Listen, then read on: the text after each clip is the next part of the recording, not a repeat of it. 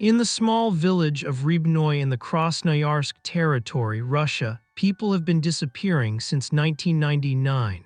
Usually in such cases, the residents suspect each other. In this case, however, everyone knew exactly who was involved in the murders of their neighbors. They knew, but they preferred to keep it secret for fear of becoming the killer's next victim. What happened in this quiet and peaceful place for 15 years? This story could be made into a crime thriller or a horror film because it's the story of an ordinary man who suddenly became a brutal murderer. Why did he kill his victims, and how many did he kill before the police finally caught him? About 1,500 people lived in the village of Rybnoye, a quiet and peaceful place where everyone knew each other, so there seemed to be no crime. But suddenly in 1999, a serial killer appeared in the village. In early 2014, police were called to a strange crime. Nikolai Ivanov was found shot dead in the forest. Forensic experts were already working around the body, but what had happened? Not far from the victim, about 300 meters away, his motorcycle was found. It appears that Ivanov had driven to the crime scene, left his motorcycle behind, and continued on foot. His killer was already waiting for him there.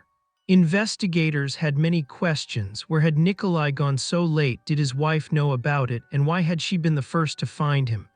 Suspicions usually fall on relatives and acquaintances, but the villagers who had joined her in searching for her husband immediately ruled them out.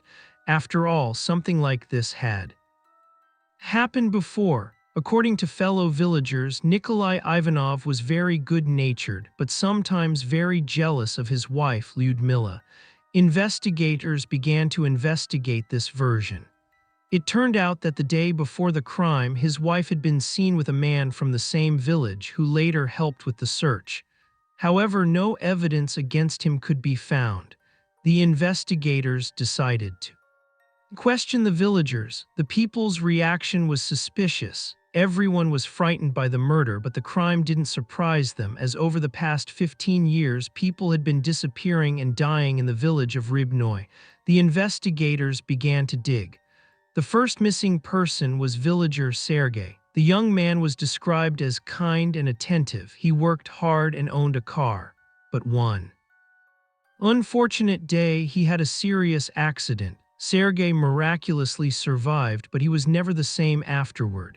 His mother said that after the tragedy, her son became mentally ill, was constantly in a psychiatric hospital, and began drinking at home. After such binges, he would beat his mother and later even pick up an axe. The woman ran to her brother for help, who calmed his violent nephew. But that day, Sergei Godunov was seen for the last time. A few weeks before his disappearance, he begged his mother to stay home longer because he was afraid. He couldn't say who the danger came from. That same morning, he had asked her to lend him money for a train ticket to join the Navy, and by the evening, he had disappeared. Based on this information, the police didn't even launch an investigation, and his mother gave up the search after a week. After Sergei's disappearance, a new resident appeared in the village, Andrei Ivashenko. Nina moved in with her husband, leaving the house to her worthless relative who was unemployed and an alcoholic and regularly sold his sister's belongings to buy alcohol. Moreover, the man had a criminal record. Within just a few months, Anne managed to turn the entire village against him, and then he too disappeared. Nina's husband suggested Sergei gather wild garlic. In the end, her husband returned from the forest alone. The whereabouts of his relative remained unknown. A certain Selena disappeared on December 31, 2009. The woman led a life on the fringes of society and was observed selling her body to men. Of course, all the victims were searched for and their missing persons reported. It seemed as if the locals even knew what had really happened to them, but they were simply afraid. When investigators questioned the villagers, they often heard one phrase: "The less you know, the longer you live." People were simply afraid. After all, the investigators were in the city, several dozens of kilometers from the village. And the killer was right here near them. The most important question remained: why did the killer continue to kidnap and kill people from 2000 to 2009? There were suspicions that the killer might have been convicted.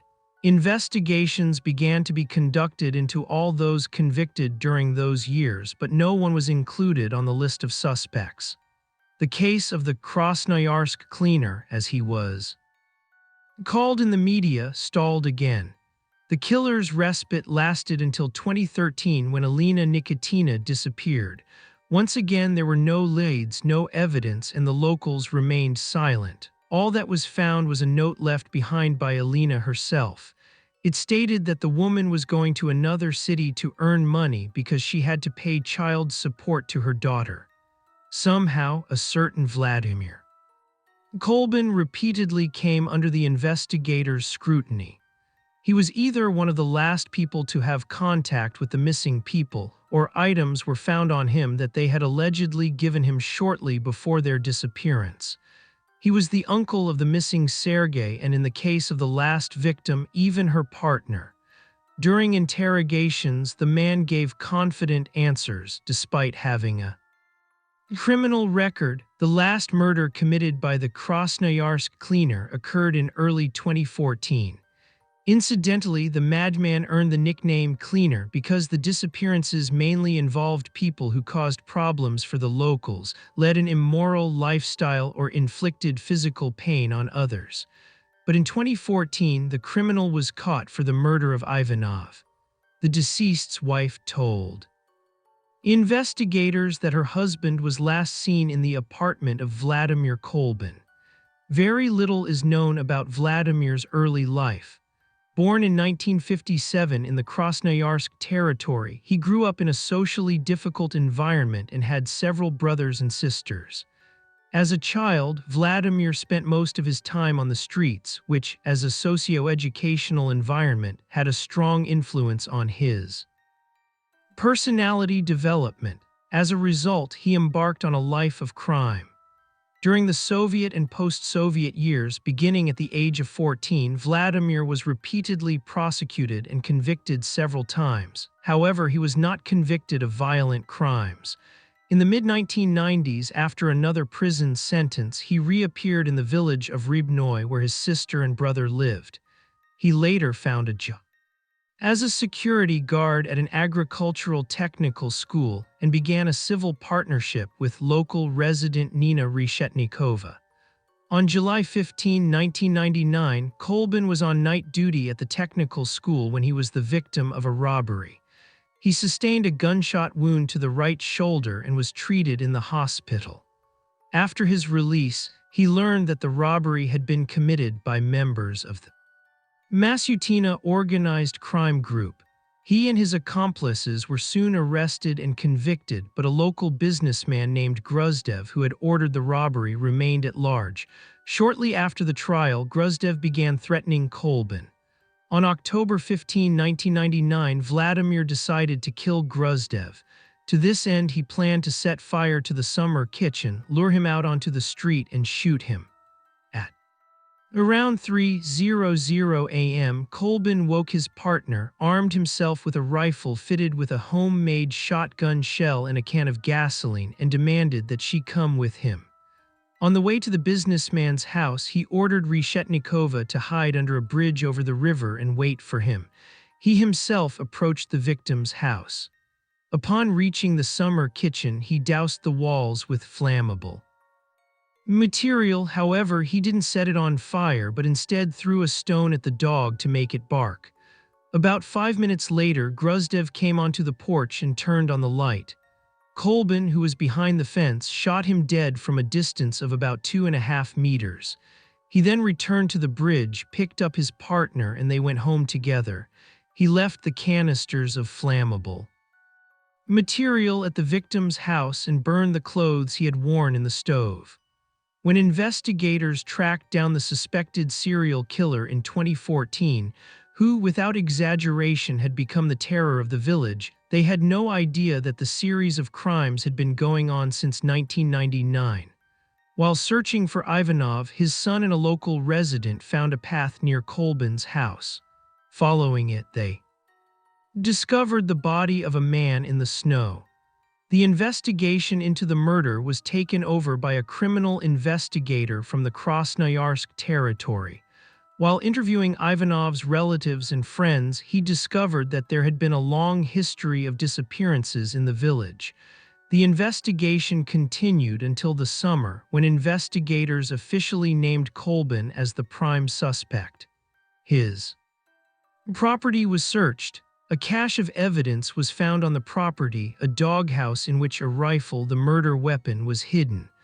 Law enforcement officials suspected that there might be another cache of evidence in the flower bed in the courtyard of Kolbin's house and dug it up. Remains were found in the cache. The investigation revealed that they belonged to Elena Nikitina.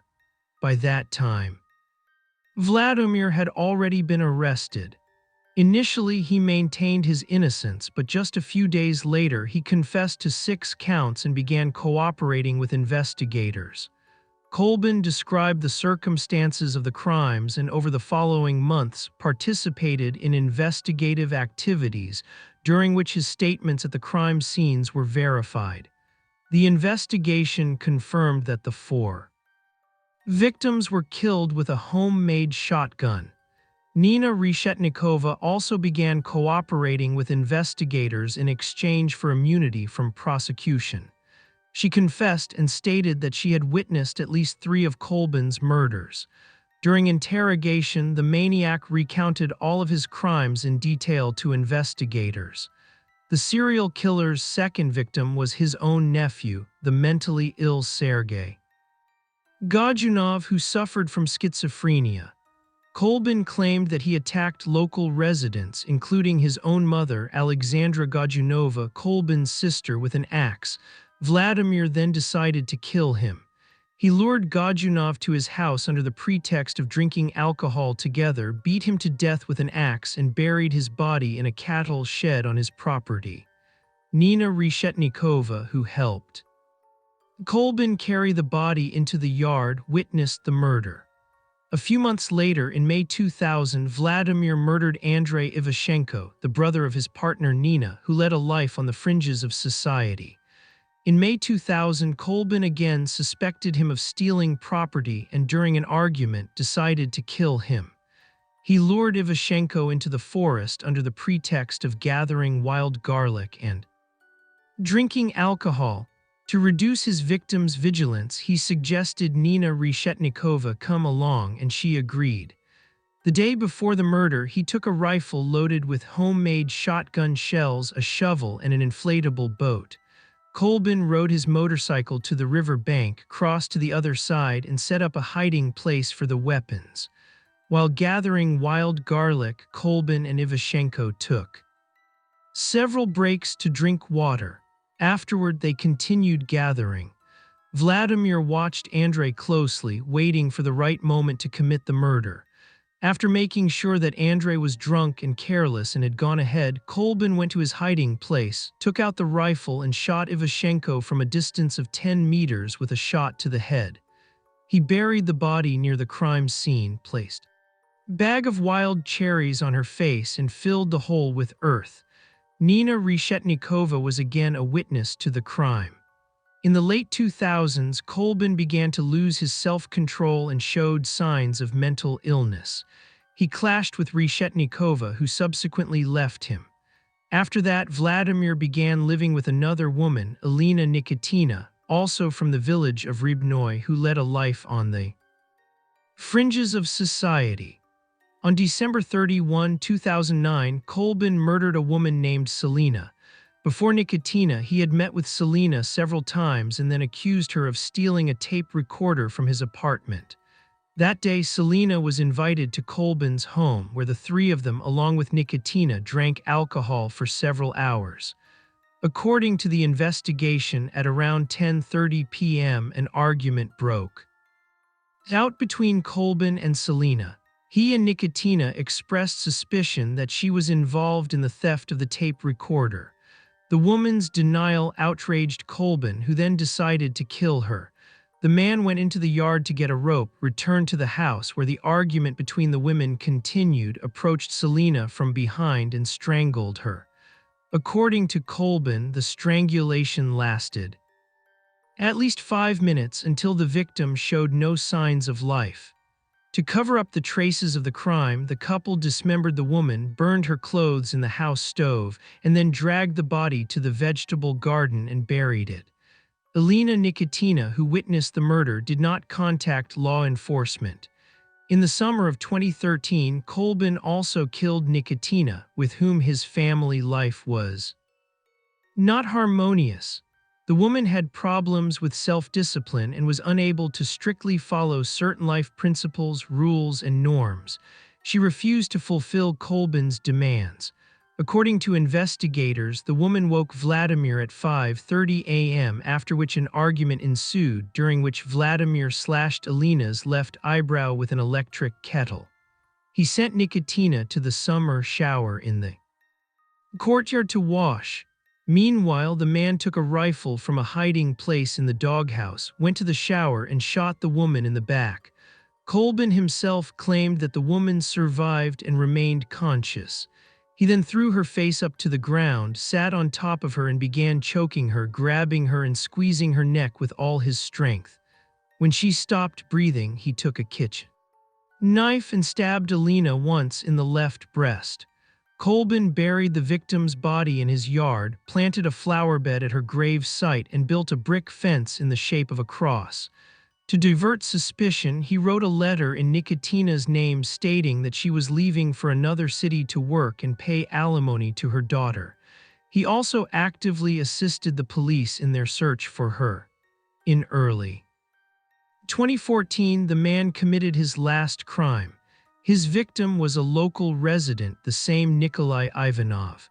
Kolbin stated that on the day of the crime, Ivanov's drunken wife came to him, whom he provided with alcohol, after which she fell asleep. About 10 minutes later, an enraged Ivanov burst into the house. When he found his wife asleep, he began to injure her. Kolbin came to the woman's aid, who managed to escape from the house and offered Ivanov a drink. However, the man grabbed an axe and threatened him with death. Vladimir claimed he tried to calm the man down, but the man continued to advance with the axe. He then grabbed a rifle that was on the porch and shot him. The perpetrator then hid the rifle in its hiding place, dragged the body out into the street, and called Nina to ask her to bring the homemade sled made from a gasoline can. Reshetnikova helped move Ivanov's body behind the house where Vladimir hid it. Investigators were convinced that the madman had killed at least 5 other people who had disappeared in the village between 2001 and 2009. However, their disappearances could not be proven due to a lack of evidence. After the criminal case was referred to the court, Vladimir Kolbin was transferred to a psychiatric hospital for a forensic psychiatric examination. Based on the results, he was declared sane, despite being diagnosed with a personality disorder caused by a head injury and alcohol abuse. The experts concluded that these mental characteristics did not prevent him from recognizing the true nature and danger of his actions. The trial of 58-year-old Vladimir began in 2015. In June of that year, the Krasnoyarsk Regional Court found him guilty of 6 counts of murder and sentenced him to 19 years in prison. The first 9 years in prison, the remainder of which was to be served in a maximum security institution.